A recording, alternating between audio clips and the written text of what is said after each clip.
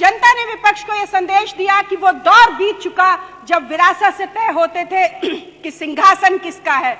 वो दौर बीत चुका जब विरासत से तय होते थे सिंहासन किसका है। अब जनता तय करेगी कि साम्राज्य किसका होगा। विपक्ष से कहना चाहूंगी कि लाजमी है तुम्हारा मेरे किरदार पर उंगलियां उठाना, लाजमी है तुम्हारा मेरे किरदार पर उंगलियां उठाना। तुम वो जो चाह कर भी मेरे मयार तक नहीं आ सके, आप योगी जी पर उंगलियां उठा सकते हैं। आपको पीडीए इसलिए याद आ रहा है कि आपकी सरकार में यानी पिछले 70 वर्षों में जितना शोषण दलितों का, जितना पिछड़ों का हुआ है, शायद ही किसी का हुआ। श्रीमती अलका सिंह जी, कि आपने मुझे बोलने के लिए मौका दिया। विपक्ष जो लगातार मेरी सरकार पर हमलावर रहा है, मुझे लगता है कि विपक्ष को उन चीज़ों का आकलन करना चाहिए कि सरकार का बजट क्या कहता है और सरकार की नीतियां क्या कहती हैं। हाल ही में मान्यवर कुछ प्रदेशों में चुनाव हुए और सरकार की नीतियां, उसका बजट चाहे केंद्र सरकार हो या प्रदेश की सरकार हो, वो क्या कहता है, जनता क्या सोचती है, जनादेश ने जवाब दिया है। हरियाणा का जो चुनाव था, ये महज चुनाव नहीं था, ये हार जीत का मुद्दा नहीं था। हरियाणा के चुनाव ने यह साबित किया कि जिस अन्नदाता किसान के नाम पे इस देश को अराजकता में झोंकने की कोशिश की गई, हरियाणा को जाट बनाम गैर जाट की राजनीति में बांटने की कोशिश की गई, जातिवाद की राजनीति में बांटने की कोशिश की गई, उस हरियाणा ने सरकार की नीतियों पर मोहर लगाते हुए यह संदेश दिया कि हम सरकार की नीतियों से सहमत हैं। अन्नदाता किसान ने एक सुर में सहमति दी। हरियाणा एक प्रयोगशाला थी, बहुत बड़ी प्रयोगशाला थी अन्नदाता के नाम पर। इसके बाद चुनाव आता है दिल्ली का। दिल्ली जिसे मिनी इंडिया आप कह सकते हैं, पूरब से पश्चिम और उत्तर से दक्षिण का व्यक्ति निवास करता है, और उस दिल्ली के व्यक्ति ने, प्रत्येक राज्य के निवास करने वाले व्यक्ति ने एक सुर में सरकार की नीतियों को सराहते हुए जवाब दिया कि हम सरकार की नीतियों से सहमत हैं और ये वो सरकार है कि यदि हमें समस्या हुई तो घुटने के बल बैठकर सरकार हमें सुनेगी। इस जनादेश का विपक्ष ने आकलन ही नहीं किया, क्योंकि उसे तो सिर्फ सत्ता प्राप्ति चाहिए थी। और जनता ने विपक्ष को यह आदेश दिया, जनता ने विपक्ष को यह संदेश दिया कि वो दौर बीत चुका जब विरासत से तय होते थे कि सिंहासन किसका है। वो दौर बीत चुका जब विरासत से तय होते थे सिंहासन किसका है। अब जनता तय करेगी कि साम्राज्य किसका होगा। सबसे बड़ा कष्ट विपक्ष का ये था। माननीय अधिष्ठाता महोदय, एसी कमरों में बैठे विपक्ष के तमाम नेताओं ने 2024 के चुनाव में एक भ्रम फैलाया जनता के बीच में कि भारतीय जनता पार्टी संविधान को समाप्त कर देगी। लेकिन हमारी सरकार, और कहते हैं ना कि जो भ्रष्टाचारी होते हैं, जो लुटेरे और दलाल होते हैं, उनका काम होता है किसी सच्चे व्यक्ति के खिलाफ अफवाहें फैलाना। वही सरकार के खिलाफ किया गया।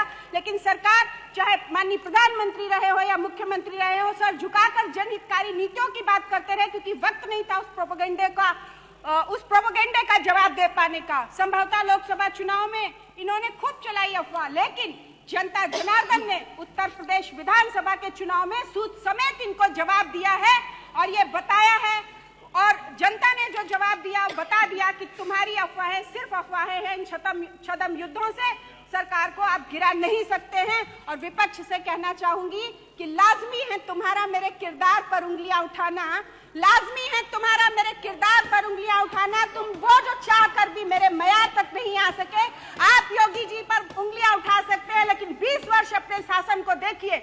माननीय सभापति महोदय, इनको पीडीए की याद आती है, क्योंकि आपको पीडीए इसलिए याद आ रहा है कि आपकी सरकार में यानी पिछले 70 वर्षों में जितना शोषण दलितों का, जितना पिछड़ों का हुआ है, शायद ही किसी का हुआ। और आज भी मैं भारतीय जनता पार्टी की सरकार से आती हूँ और एक ऐसे समाज से आती हूँ जिसे 70 वर्ष आपके लोगों ने प्रतिनिधित्व नहीं दिया, भारतीय जनता पार्टी ने दिया है। मैं उस अर्कवंशी समाज से आती हूँ, इसलिए दर्द समझती हूँ लोगों का कि कितना अपमान सहा है लोगों ने, कितना कष्ट चाहा है। और अगर उस अपमान को देखना है तो आइए, मेरी विधानसभा में ग्राम पंचायत, और पूरे विपक्ष को आमंत्रित करना चाहती हूँ, ग्राम पंचायत कुकरा, चाहे गौरवशाली चमार समाज से आने वाली एक प्रधान को खत्म करने का काम आपके भूमाफिया ने किया है, जिस पर 50 लाख का तहसील से इशू हुआ था। 2012 में सरकार आपकी थी, 2012 में उस पर 50,000 का कर्ज था। उसने उस चमार समाज की गौरवशाली उस महिला को खत्म करने की कोशिश की है। ये किया है आपके लोगों ने। माननीय सभापति महोदय, इसी के साथ मैं बताना चाहती हूँ कि 2022 के बाद से माननीय मुख्यमंत्री ने विधानसभा संडीला को मेरे प्रस्तावों पर करोड़ों रुपए की सौगात दी है। और ये तरीके की कंपनी जिसका ऑटोमेटिक जो पूरा सिस्टम है और एशिया की पहली कंपनी है जो संडीला में लगाई गई है। आप तथाकथित विपक्ष के जनप्रतिनिधि उसी संडीला के इंडस्ट्रियल एरिया में वसूली क्या करते थे इनकी सरकार में, लेकिन आज बर्जर तरीके की कंपनी वहां पर खुली है। औद्योगिक क्षेत्र माननीय मुख्यमंत्री लेकर आ रहे हैं और हरदोई और लखनऊ से हरदोई हाईवे दिया है।